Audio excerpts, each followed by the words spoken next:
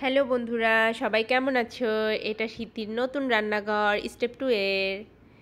এই যে রান্নাঘরটা, তবে রান্নাঘরের বাদবাকি যা দেখছো এগুলো কিন্তু সব আলাদা। এই রান্নাঘরটাই শুধু কেনা, বাদবাকি সবগুলো আমরা আলাদাভাবে কিনেছিলাম।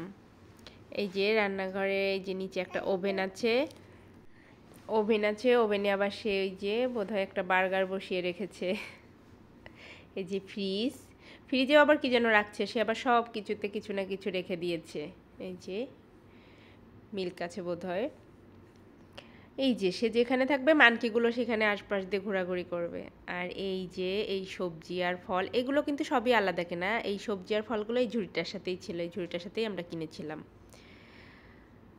আর এই যে প্লেট দেখছো, কাপ যা যা আছে এগুলো সব আলাদা কেনা। আর এই কাঠের জিনিসগুলোর একটা আলাদা গল্প আছে। এই যে নিচে আগুন জ্বলছে, এই যে চাপ দিলে আগুন জ্বলে।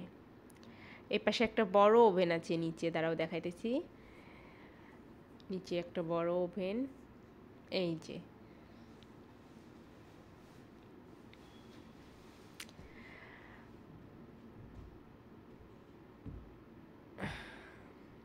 এই যে একটা কল আছে, আবার সে থালাবাটি ওইখানে ধোয়াধুয়ি করে।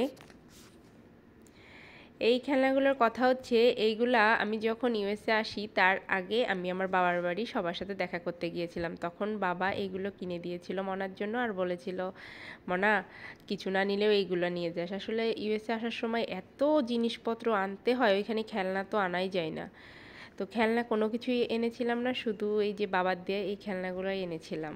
বাবার কথাটা আর ফেলতে পারি নাই। আর এই যে সে এখন আমার জন্য চা বানাইতেছে।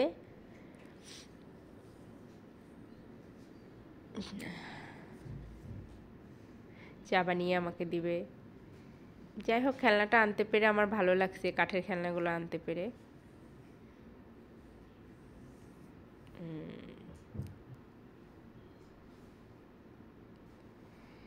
বলে মামা চা খাও, চা বানিয়েছি তোমার জন্য। আমাকে খাইতে পারলে আবার ওই খায়ে দেখিয়ে মানে দেখাই দিতেছে যে কিভাবে খাবো চাটা আমি। সে আবার হাতে সবসময় একটা ব্যাগ ঝোলায় রাখে, রান্না করুক আর বাজার করুক ব্যাগ তার হাতে। এই যে এখন সেও একটু খাইলো চা। সে আবার ভিডিও করতে নিজেই খুব পছন্দ করে। এই যে দাঁড়িয়েছে ভিডিও করার জন্য, আমাকে বলতেছে একটা ছবি তুলে দাও। তো ভিডিও করলাম একটু। যাই হোক, আজকের ভিডিও আর বেশিক্ষণ নাই, এইটুকুই আজকের ভিডিও ছিল। সবাই ভালো থাকবেন, সুস্থ থাকবেন।